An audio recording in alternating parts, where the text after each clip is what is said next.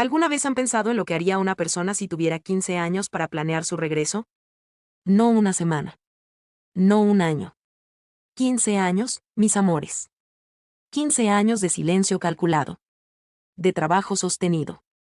De construir algo tan sólido, tan irrefutable, que cuando llegara el momento exacto, no hubiera absolutamente ninguna forma de negarlo. Ningún recurso. Ninguna salida. Ningún argumento que pudiera sobrevivir frente a la evidencia. Eso fue exactamente lo que hizo Renata. Y yo les voy a contar, paso a paso, con todos los detalles que merecen, exactamente como lo hizo. Era un jueves de octubre. El tipo de mañana en Monterrey que empieza fresca y amenaza con volverse caliente antes del mediodía. El sol ya golpeaba los ventanales del piso 14 del edificio corporativo de Comercializadora Vidal, un edificio de cristal y acero que el padre de Renata había inaugurado con orgullo 12 años antes, cuando la empresa todavía era suya de verdad. Sala de juntas. 9 de la mañana en punto. La mesa era larga, de madera oscura y pulida. 8 sillas de cuero negro a cada lado. Una pantalla grande en la pared del fondo, con el logotipo de la empresa proyectado. Vasos de agua con rodajas de limón que nadie había tocado todavía. El olor a café recién hecho mezclándose con el perfume discreto de 3 ejecutivos que llegaron puntuales y 2 que llegaron antes que todos porque sabían que hoy era importante. Marco Vidal, presidente de la empresa, cuñado de la mujer que hoy les voy a presentar, estaba de pie al frente de la sala, con su traje gris marengo planchado a la perfección y su mancuernilla con el logotipo de Vidal en la muñeca izquierda. Hablaba con seguridad.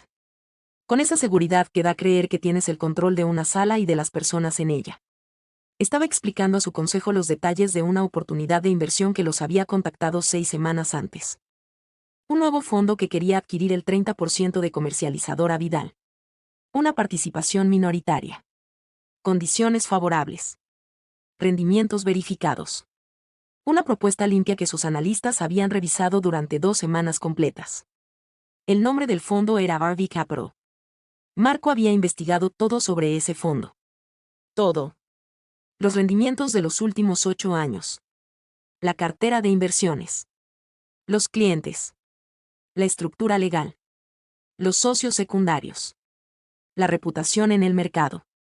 Los contratos firmados con empresas del sector en los últimos 5 años. Todo era impecable. Todo era exactamente el tipo de socio estratégico que una empresa como Vidal necesitaba en ese momento, cuando la competencia estaba creciendo y la empresa familiar necesitaba capital fresco y un socio con metodología.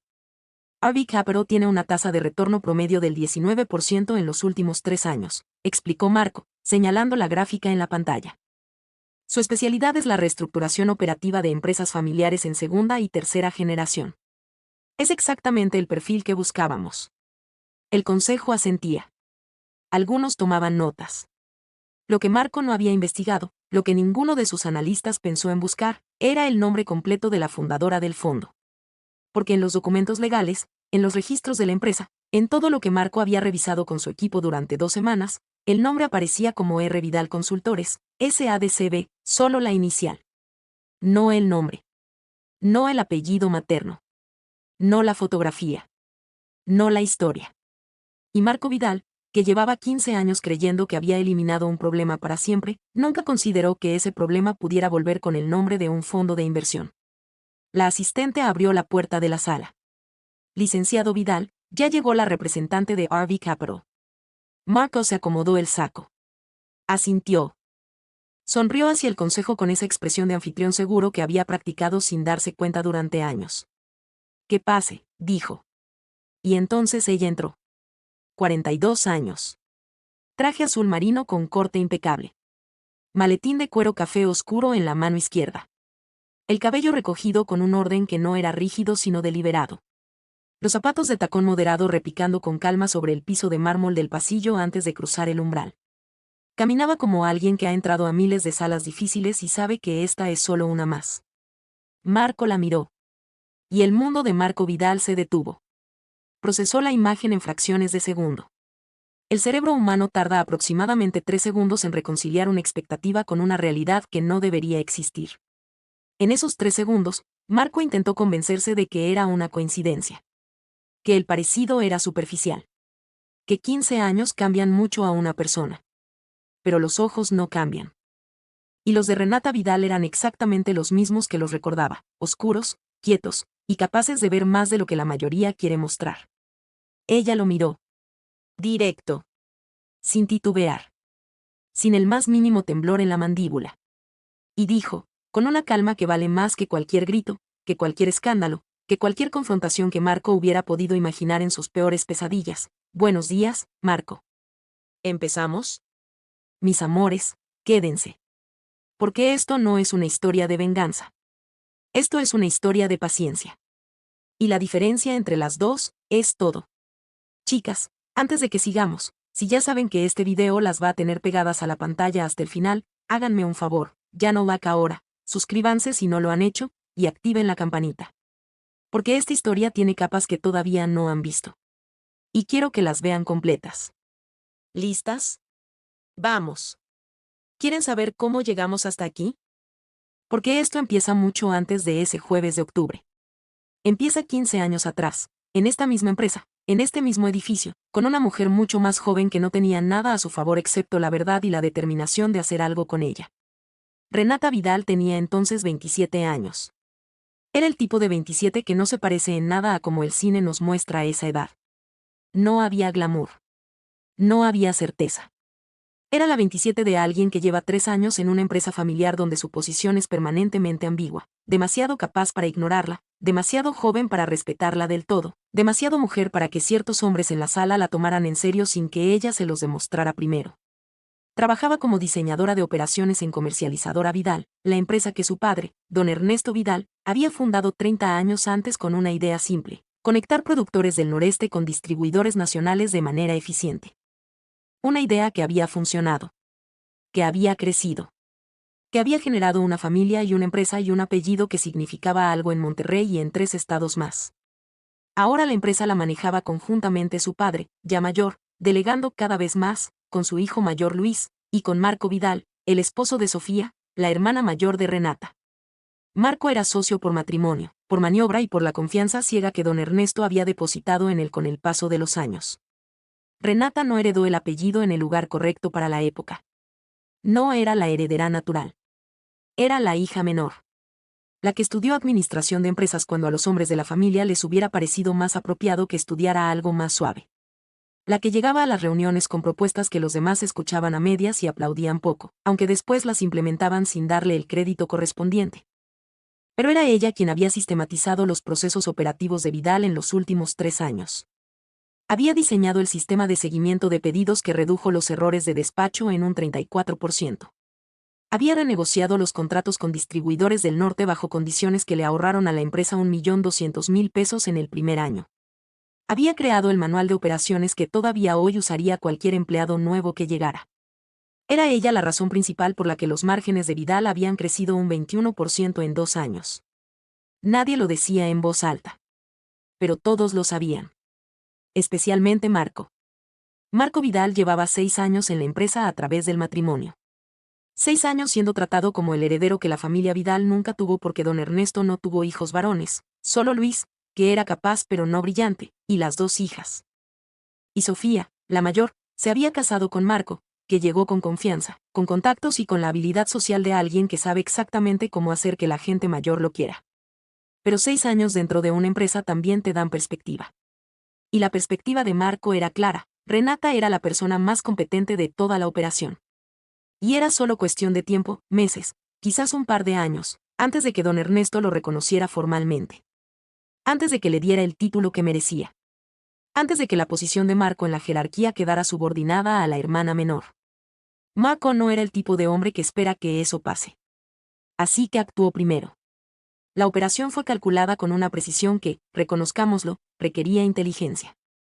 No moral, pero sí inteligencia. Desaparecieron 480.000 pesos de una cuenta de proveedores. No de golpe. No de manera obvia. Movimientos pequeños, distribuidos en 6 meses, en montos que no disparaban alertas automáticas. 30.000 aquí. 45.000 allá.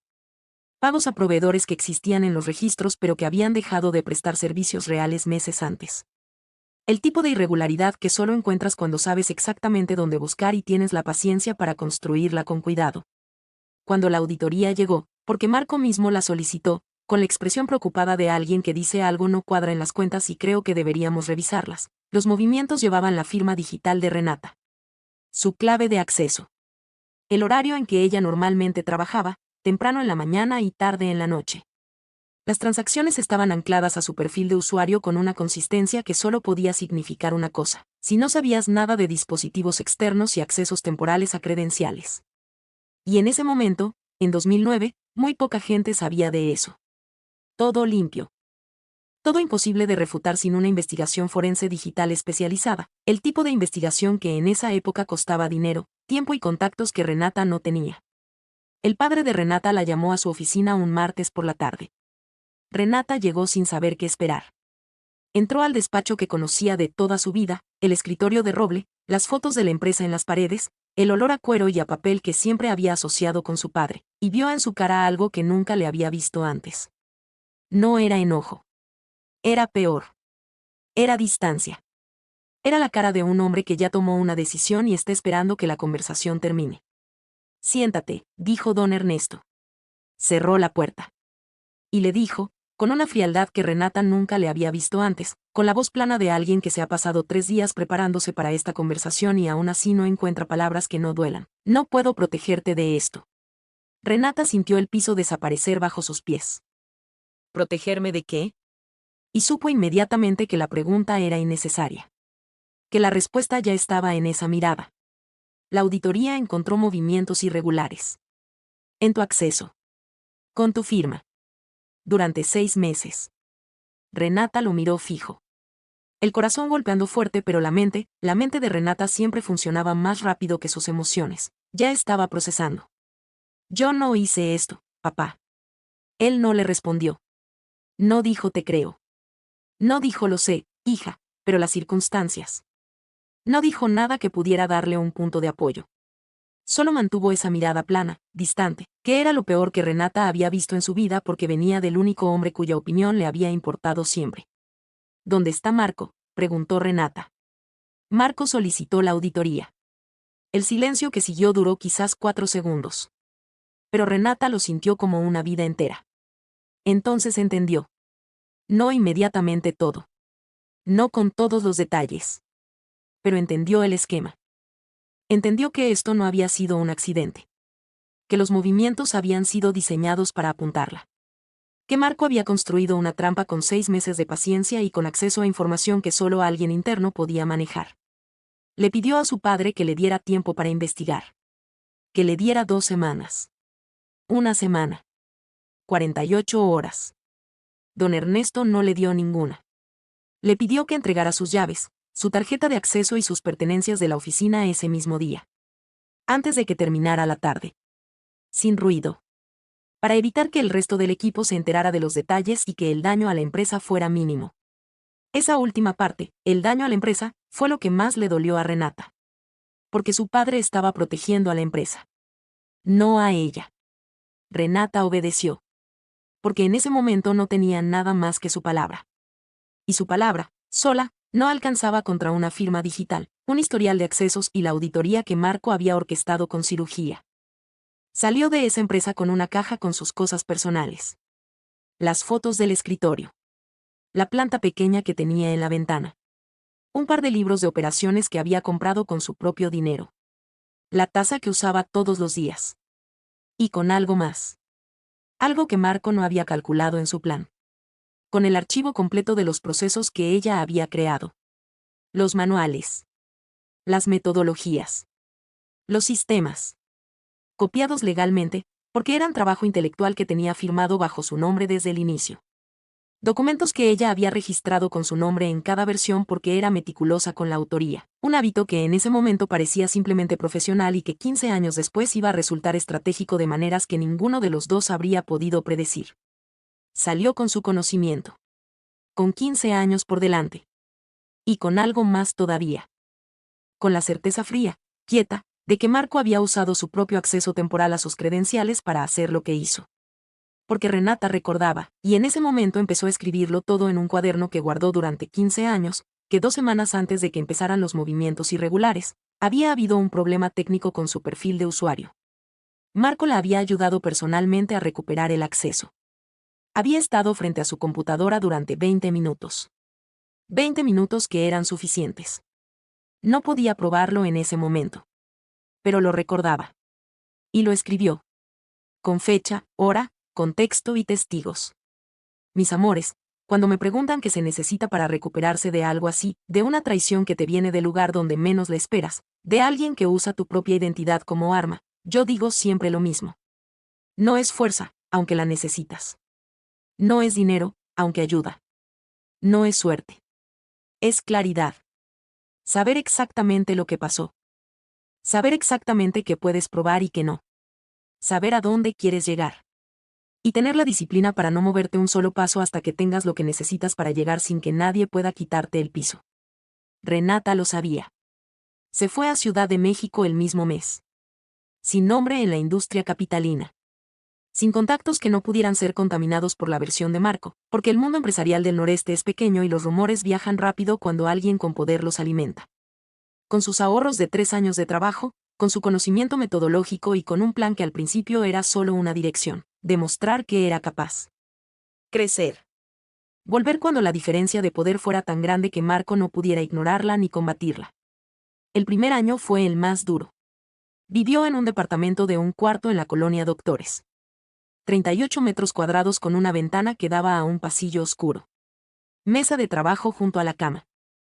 Laptop vieja con la bisagra reparada con cinta.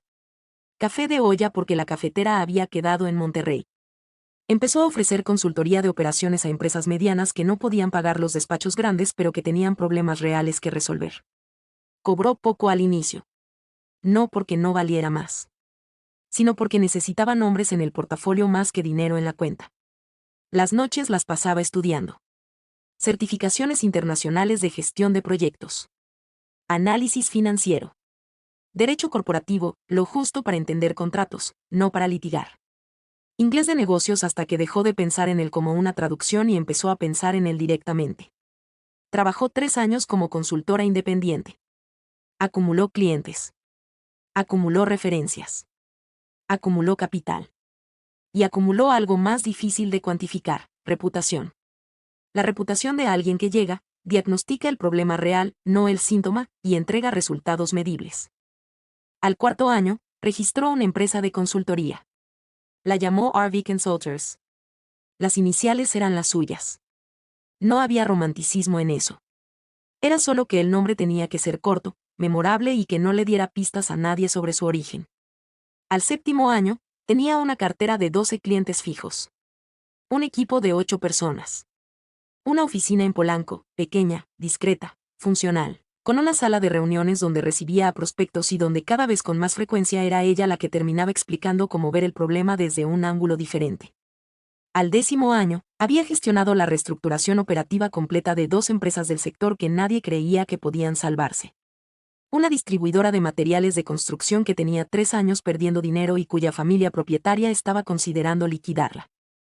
Un mayorista de alimentos del noreste, sí, del noreste, que tenía problemas de eficiencia operativa que ninguno de sus consultores anteriores había podido resolver. Ambas se salvaron. Ambas crecieron. Ambas publicaron casos de éxito que empezaron a circular en el sector. Ambas le dieron a Renata el tipo de visibilidad que buscaba, específica, sectorial, basada en resultados reales. Al año 12, una firma de capital privado con base en Ciudad de México la contactó. Habían visto su trabajo. Habían hablado con sus clientes. Querían que administrara un fondo de inversión especializado en empresas familiares en crisis operativa, empresas que tenían activos reales pero gestión deficiente. Era exactamente el perfil de problema que Renata llevaba 12 años resolviendo. Aceptó. Llevó su metodología. Llevó 2 personas clave de su equipo. Diseñó los criterios de selección de inversiones, el proceso de diagnóstico, el modelo de intervención. Al año 14, el fondo tenía rendimientos que ningún competidor directo había logrado en el mismo periodo. 19% promedio anual.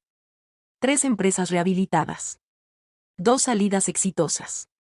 Un caso que terminó en una nota de una publicación de Negocios Nacional.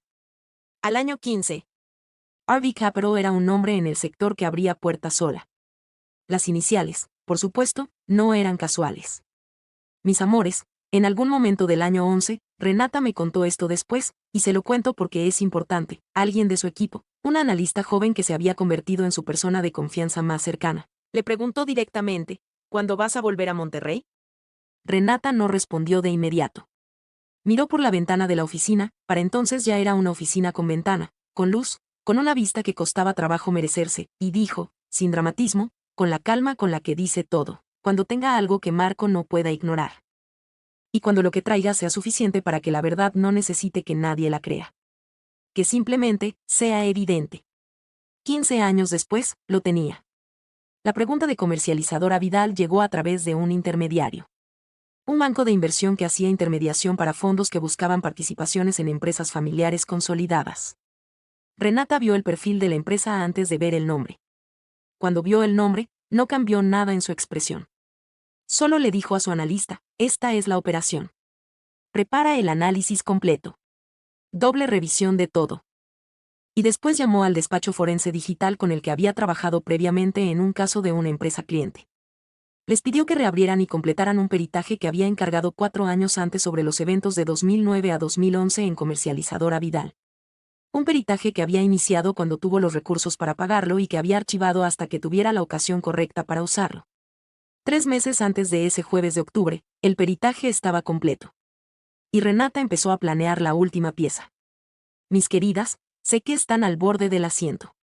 Yo también lo estaba cuando me enteré de esto. Antes de continuar, si tienen a alguien en su vida que necesita escuchar esta historia, que necesita saber que la paciencia tiene poder real, mándenle este video. Ahora. Mientras siguen viendo. Y si aún no le dieron like, es el momento. Porque lo que viene ahora, es lo que llevamos 15 años esperando junto con Renata. Mis amores, ahora entiendo perfectamente el comentario que están a punto de escribir en este momento. Están pensando, Isabela, ¿pero cómo es posible que Marco no investigara el nombre completo de la persona detrás del fondo? ¿Cómo no vio el apellido? ¿Cómo no la reconoció? Y la respuesta tiene 2 partes. Porque Renata las calculó las 2.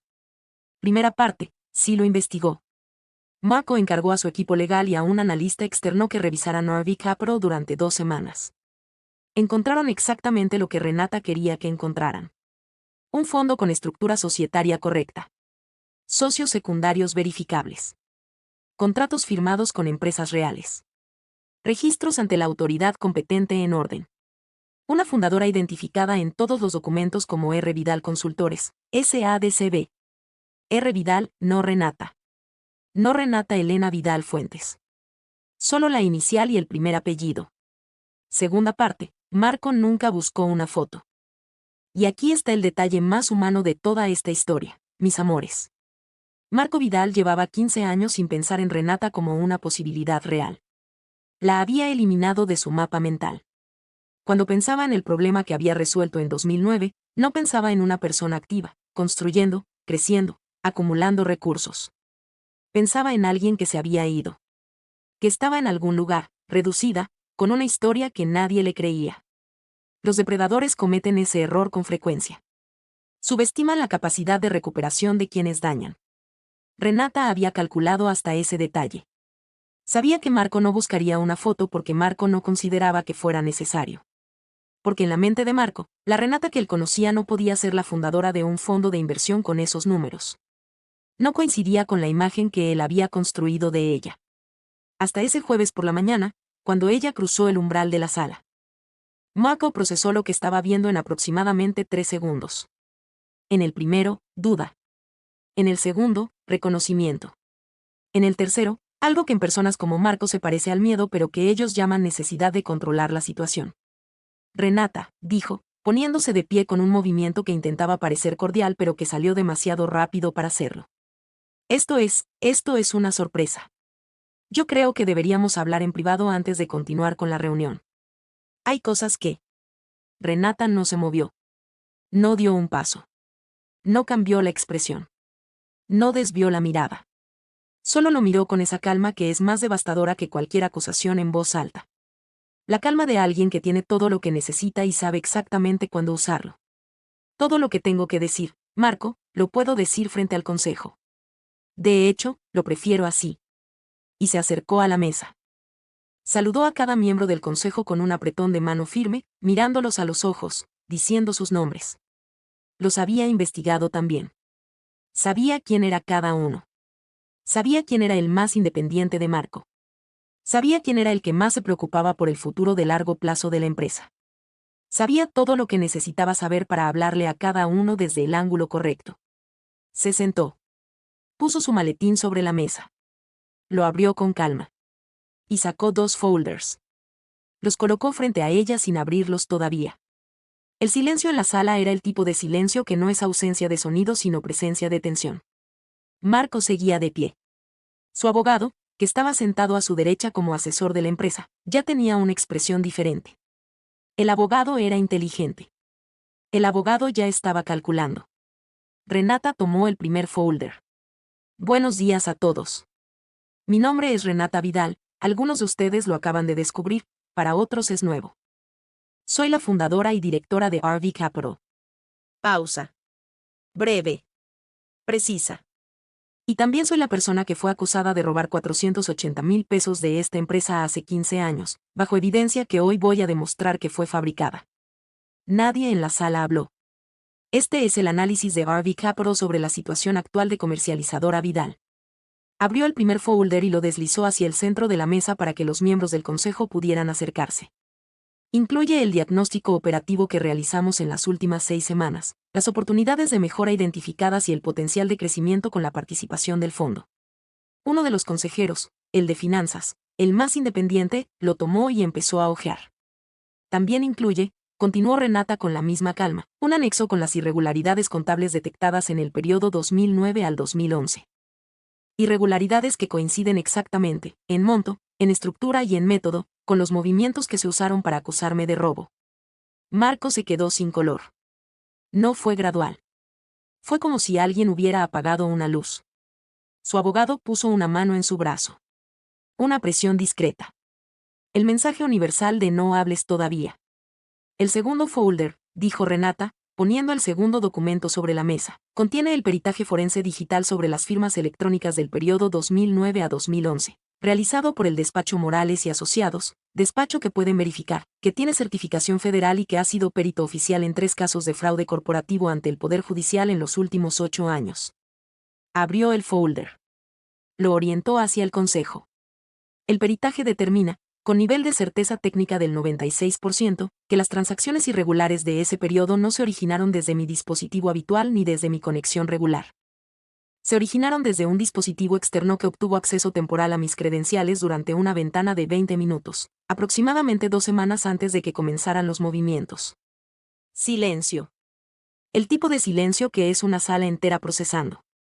El dispositivo externo en cuestión, continuó, fue conectado a la red interna de la empresa desde una terminal con acceso administrativo. El reporte incluye el registro de IP interno correspondiente. Marco intentó hablar. Renata, creo que estás. Señor Vidal. El abogado de la empresa lo interrumpió. Con firmeza. Con una voz que ya no tenía el tono de asesor sino el de alguien midiendo riesgos propios. Marco cerró la boca. El consejero de finanzas miró al abogado. El abogado miró al consejo. El consejo miró a Renata.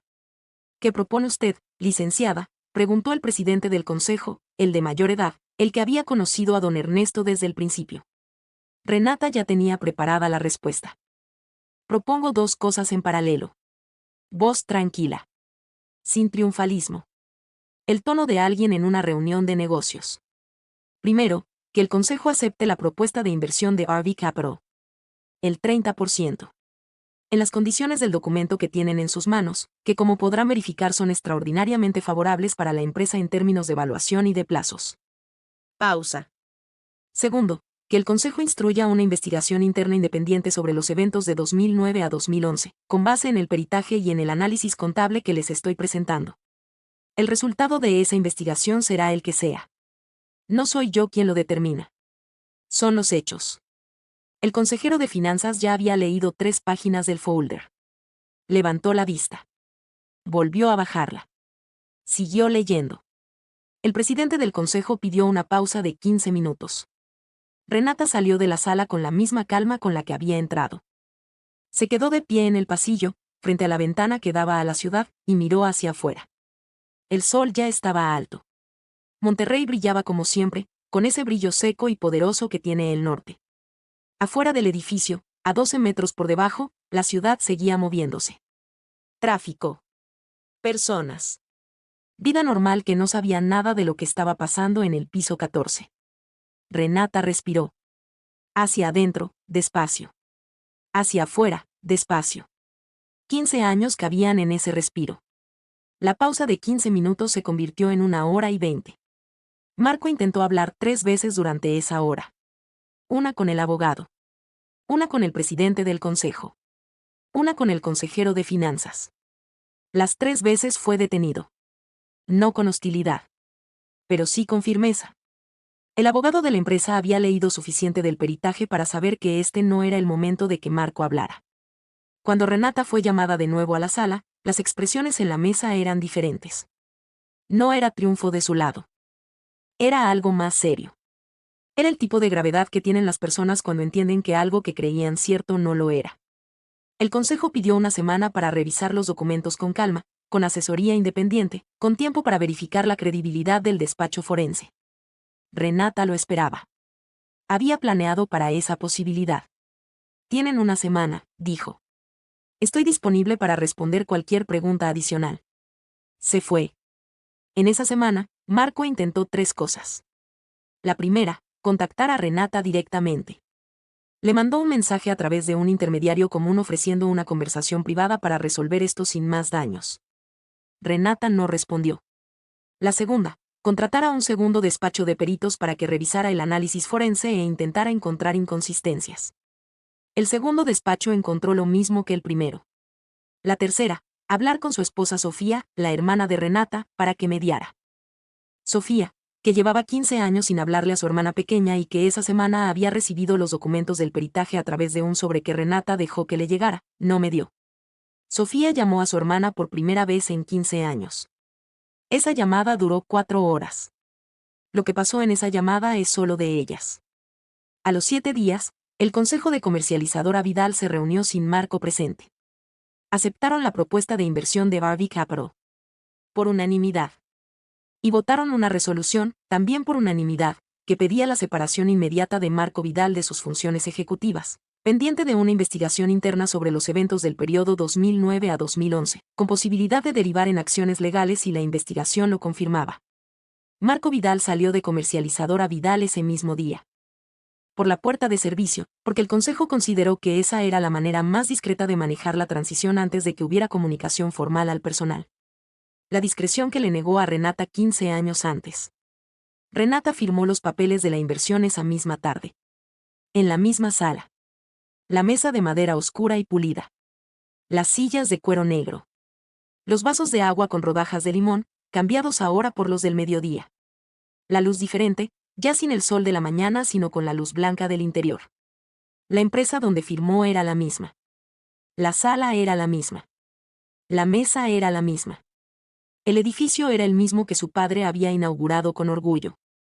Lo único diferente era quién firmaba. ¿Desde qué posición? ¿Con qué historia acumulada detrás de esa firma? El presidente del consejo le extendió la mano al final. Su padre estaría orgulloso, dijo. Renata apretó la mano. No sonrió demasiado. No lloró. Solo asintió con la calma de siempre. Gracias. Vamos a trabajar bien juntos. Cuando terminó, recogió sus cosas, saludó a cada miembro del consejo y salió. Los tacones repicando sobre el mármol del pasillo, en dirección contraria a la que había recorrido 15 años antes con una caja de cartón. Afuera del edificio, en la acera, con el sol de Monterrey ya de mediodía encima, llamó a su analista de confianza. La que le había preguntado en el año 11 cuando iba a volver. Sonó 2 veces. ¿Cómo estuvo?, preguntó la analista. Ya está, dijo Renata. Sin festejo. Sin declaración. Sin el grito que las películas nos dicen que debería haber. Como alguien que terminó una tarea larga y difícil que sabía, desde el principio, que iba a terminar bien. Porque había trabajado demasiado, con demasiada precisión, durante demasiado tiempo, para que terminara de otra manera. ¿Regresamos a México?, preguntó la analista. Renata miró el edificio una vez más. el cristal y el acero. El logo de Vidal en la fachada. Sí, dijo. Ya terminamos aquí. Colgó. Levantó la mano para llamar un taxi. Y mientras esperaba, en esa acera, en esa ciudad que era suya en un sentido que no tenía que ver con geografía sino con historia, Renata Vidal cerró los ojos un momento. Solo un momento. 15 años cabían en ese momento. Mis amores, hay una diferencia enorme entre vengarse y reparar. Y quiero que se queden con esto porque creo que es lo más importante de todo lo que les conté hoy. La venganza busca hacer daño. Quiere que el otro sufra. Quiere humillación. Quiere que todos vean la caída. La reparación busca restablecer la verdad. No busca destruir. Busca que lo que fue torcido vuelva a ser recto. Que lo que fue mentira quede demostrado como mentira. Que lo que fue robado, no solo el dinero, sino la reputación, el nombre, el lugar que le correspondía, sea devuelto con la misma precisión con la que fue quitado. Renata no pasó 15 años pensando en destruir a Marco. Pasó 15 años construyendo algo tan sólido, tan real, tan verificable, que cuando llegara el momento adecuado, la verdad no necesitara que nadie la creyera. Solo que la vieran. Y cuando llegó ese momento, no necesitó gritar. No necesitó acusar con drama. No necesitó hacer una escena en la sala de juntas. Llegó con documentos. Con números. Con el trabajo de 15 años hablando por sí solo. Con un peritaje que ningún otro despacho pudo refutar. Con una propuesta de inversión tan sólida que el Consejo la aceptó por unanimidad incluso sabiendo lo que implicaba para Marco. Eso es lo que hace la paciencia cuando se combina con propósito real. No te da lo que quieres. Te da lo que mereces. Y hay una diferencia enorme entre las dos. Porque lo que quieres puede ser impulsivo. Puede ser reactivo. Puede ser el deseo de responder en el momento, cuando todavía estás herida, cuando todavía no tienes las herramientas. Lo que mereces es otra cosa. Lo que mereces es el resultado de todo lo que construiste, con precisión, con inteligencia, con la certeza de que el tiempo no estaba en tu contra sino a tu favor.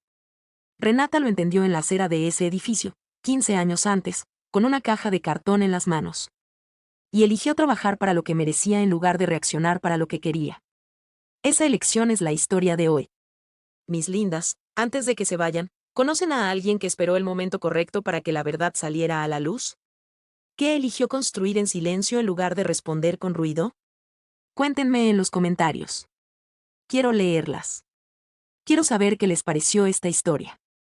Y si esta historia les llegó, si sintieron algo mientras la escuchaban, si en algún momento pensaron en alguien o en alguna situación de su propia vida, ya saben qué hacer. Ya no like, compartan el video, y si todavía no están suscritas al canal, este es el momento. Aquí contamos estas historias exactamente así, sin filtros, sin simplificar, con todo el peso que merecen. Mis amores, nos vemos pronto.